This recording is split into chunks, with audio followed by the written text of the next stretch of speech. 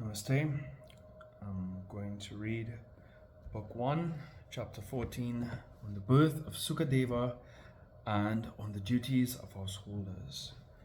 Om Vakratunda Mahakaya Surya Koti Samaprabha Nirvigaram Gurvina Sarvakaya Susham Om Ekadantaya Vidma Vakratundaya Vadanti Prachodaya Om Gam Ganapate Om Gam Ganapate Om Gam Ganapate Om Guru Brahma Guru Vishnu Guru Maheshwar Guru Sakshat Param Brahma Tasmai Shri Guru Nama Om Ya Devi Sarva Bhuteshu Vidyarabhinna Samshra Namastasya Namastasya Namastasya Om Namo Namo Jagan Mata Vidya Pradayini Maha Saraswati Namo Namo Amar Kalyani Mata Saraswati Namaste Om Samse Vidni Paramasati Om Im Saraswati Om Im Saraswati Om Im Saraswati Hari Om Tat Sat Hari Om Tat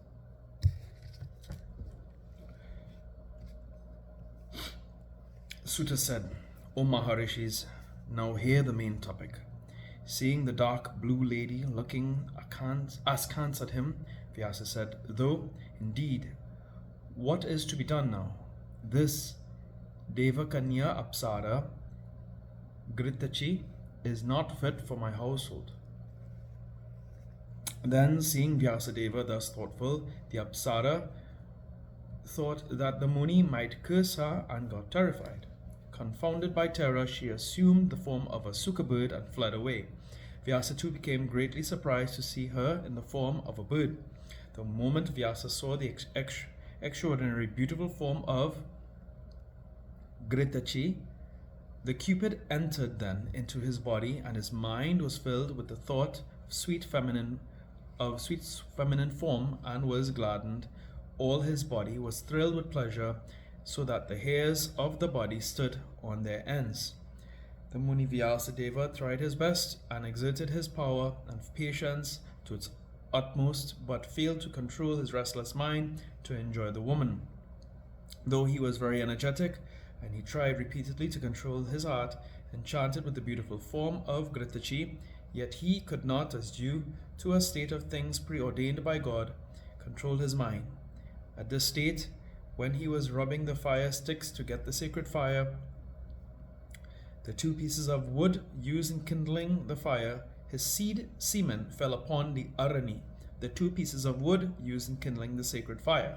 But he did not take any notice of that, and he went on rubbing the fire sticks when arose from that arani the wonderfully beautiful form of Sukadeva, looking like a second Vyasa. This boy, born of arani fuel, looked there brilliant like the blazing fire of the sacrificial place, whereon oblations of ghee are poured. Seeing that son Vyasadeva was struck with great wonder and thought thus, what is this? How is it that my son is born without any woman? Thinking for a while, he came to the conclusion that this had certainly come to pass as the result of boon granted to him by Shiva. No sooner the fairy Sukadeva was born of Arani. He looked brilliant like fire by his own Tejas spirit. At that time, Vyasadeva began to look with one steady gaze the blissful form of his son as a second Garhapatya fire, brilliant with the divine fire. O hermits, the river Ganges came there from the Himalayas and washed all the inner nerves of the child. Sukadeva, by her holy waters, and showers of flowers were poured on his head. Vyasadeva next performed all the natal ceremonies on the high-souled child. The celestial drums were sounded, and the celestial nymphs began to dance, and the lords of the Gandharvas, Visvavasu, Narada, Tumburu, and others began to sing with great joy for the sight of the sun. All the Devas and Vidyadharas began to chant hymns with gladdened hearts at the sight of the divine form. The son of Vyasa, born of Arani, or twice born once, then were dropped down from the sky the divine rod, Danda, Kamandalu, and the antelope skin. No sooner the extraordinarily brilliant Sukadeva was born than he grew up, and Vyasadeva, who is master of endless learning and how to impart them to others, performed the sons Upanaya, Upana, Upanayana ceremony. No sooner the child was born than all the Vedas with all their secrets and epitomes began to flash in the mind of Sukadeva, as it rained in Vyasadeva. O Munis, Bhagavan Vyasadeva gave the name of the child as Sukha, as during the moment of his birth he saw the form of Gritachi in the form of the Sukha bird. Sukha then accepted Brihaspati as his guru and began devotedly with his whole head and heart to perform duly the Brahmacharya vow, a life of studentship and celibacy. The Muni Sukha remained in the house of his guru and studied the 4 Vedas with their secrets and epitomes and all the other dharma sastras, and gave dakshina to the guru duly according to proper rules, and returned home to his father Krishna Dwaipayan. Seeing his son Sukha, Vyasadeva got up and received him with great love and honor, and embraced him and took the smell of his head. The holy Vyasa asked about his welfare and about his studies, and requested him to stay in that auspicious asrama. Vyasa then thought of Sukha's marriage, and he became anxious and began to inquire where a beautiful girl of a Muni can be found. And he spoke to his son, O highly intelligent one, you have now studied all the Vedas and Dharma Sastras. Therefore, O sinless one, better marry now. O son, take a beautiful wife, and leading a householder's life, worship the Devas and Pitris, and free me from debt. There is no other way of issueless persons. He can never go to heaven. So, O highly fortunate son of mine, now enter into the life of a householder and make me happy. O highly intelligent one, I have big expectations from you. Now try to fulfill them. O greatly wise Sukha, after very severe asceticism, I have got you, who are verily a Deva born without any womb. I am therefore your father, save me. When Vyasa spoke thus to Sukha, making him sit close by, the highly dispassionate Sukha at once made out that his father was terribly attached to the world, and replied, O knower of Dharma, you have, by the power of your great intelligence, divided Veda into 4 parts. Why are you therefore advising me so now? I am your disciple, so give me true advice. Certainly I will obey your order. At this Vyasadeva said, O son, I have got you after I had performed very severe tapasya for 100 years. O worshipped Bhagavan and worship Bhagavan Shankara in the sole object of having you. O highly wise one, I will ask some king and will give you sufficient wealth for your family expenses, so that you, having attained this much desired youth, enjoy the householder's life.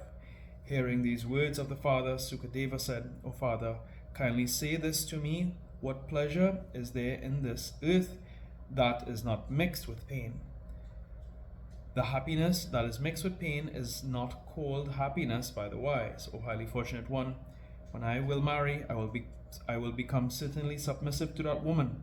See then how happiness can be possible to one who is dependent, especially to one dependent on one's wife. Rather, freedom can be obtained one day when one is tied to an iron and wooden pillar. But never freedom will come to that man who is tied by his wife and children. As the body of man is full of urine and feces, so is the body of the woman. The more so when I am born of no womb, how can I find happiness there? Not only is this birth, but in my previous birth too. I had no desire to be born of any womb. How can I desire now to enjoy the pleasure of urine and feces in the face of the bliss of self that has got no other bliss equal to it? The high soul persons that find pleasures in themselves never go after the sensual pleasures of the objects of enjoyments. When I studied first the Veda in detail, it struck me that the Vedas dealt with the Sastra of Karma Marga, the way of action, and it is all full of himsa, injury to others. Then I took Brihaspati as my guru to show me the way to true wisdom. But soon I found that he too was attacked with the dreadful disease of avidya, ignorance, and plunged in the terrible ocean of world full of Maya. So it became quite clear to my mind, how could he save me? If the physician be diseased himself, how can he effect cures to other diseases? When I am desirous of liberation, how can I get it from my Guru, who is himself deeply attached to the world? How can such a one treat my case to free me from the disease of attachment to this world?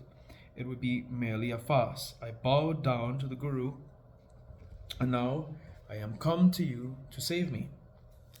Frightened by this terrible serpent of samsara, day and night the jivas travel this awful wheel of samsara, this constellation of zodiac. They are moving like the sun and never get any rest. O Father, if we discuss about the truth of Atman, we will at once find that there is no trace of happiness in this samsara. As the worms enjoy pleasures in the midst of feces, so the ignorant persons find pleasures in the samsara. So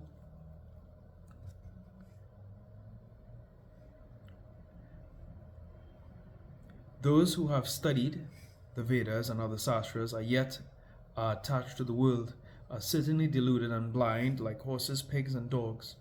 No one is more stupid and ignorant than those persons. Getting this extremely rare human birth and studying the Vedanta and other sastras, if they be attached to this world, then who are the men that will attain freedom? What more wonder can you find in this world than the fact that persons attached to wives, sons, and houses are denominated as pundits? That man who is not bound by this samsara, composed of the three gunas of Maya, is pundit. That man is intelligent, and he has understood the real import of the sastras.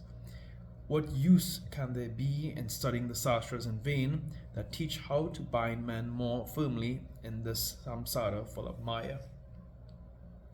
That sastra ought to be studied which tells how a man would be liberated. The house is called Griha because it catches hold of a man firmly. So what happiness can you expect from the house which is like a prison? O Father, I am therefore afraid those pundits are certainly stupid, and they are certainly deceived by the Creator, who, having the birth even of men, become again imprisoned. Hearing these words of Sukha, Vyasa spoke as follows: O son, the house is never a prison, nor is it the cause of any bondage. The householder whose mind is unattached can get moksha in spite of his being such. Truthful, holy, earning wealth by just means, and performing according to rules, the rites, and ceremonies as stated in the Vedas, and doing shraddhas duly, a householder can certainly get moksha.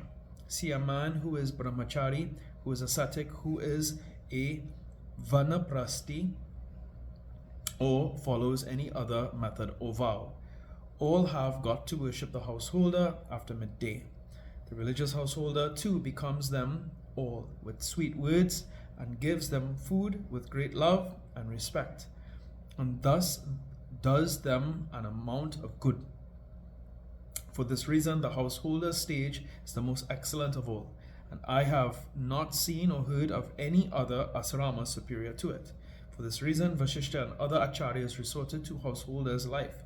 In spite of their being endowed with great wisdom, O highly fortunate one, if one performs duly the rites and ceremonies of the Vedas, there is nothing that is impracticable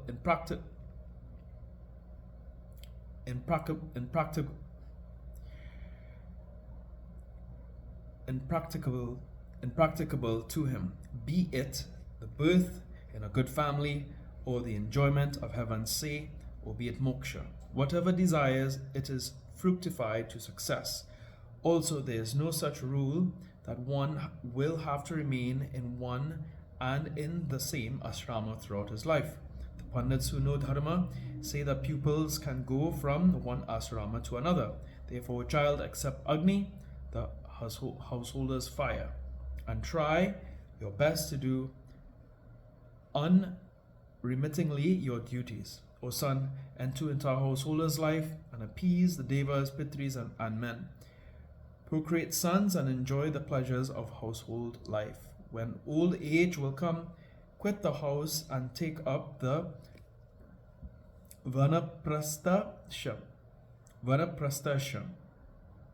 the third stage, and go to a forest and perform the excellent vows, and then take up the dharma of the sannyasa, renunciation of everything. O fortunate one, he who does not take a wife is certainly maddened by these indomitable five organs of action. Five organs of senses and mind. Therefore, the markers of the Shastras say that to save oneself from the pernicious influences of these vicious senses, one is to take wife during his youth time and then be engaged in performing tapasya during his old age. O fortunate one, in days of yore, the fairy Rajasi Visvamitra practiced very severe tapasya without any food for 3,000 years, and though he was very strong and shining like fire, he was fascinated by the charm of the celestial nymph Minaka, and an auspicious daughter was born from the womb of Minaka by Vishwamitra. My father, Parasara, though a great ascetic, was struck with Cupid's arrow at the sight of the daughter of a fisherman named Kali, and accepted her in the boat. But more than this, that Brahma, seeing this, his own daughter Sandhya was struck by passion and ran after her. When Bhagavan Rudra Deva made him unconscious by his humkar sound and made Brahma desist from the attempt. So, fortunate one, take my word, pregnant of good issues, and marry a lady born of a good family, and follow the path presented in the Vedas. Thus ends the 14th chapter of the first skanda on the birth of Sukadeva and the duties of householders in the Mahapuranam, Srimad Devi Bhagavatam of 18,000 verses by Maharishi Vedvyas. Jayanti Mangala Kali, Bhadra Kali Kali, Durga Kashma Shipadatri Swaha Swara Namaste. Om Tumeva Tachapita Tumeva Tumeva Bandhu Shacha Sakatu Tumeva Vidya Devinam Tumeva Tumeva Sarvam Mama Deva Deva Om Shanti Shanti.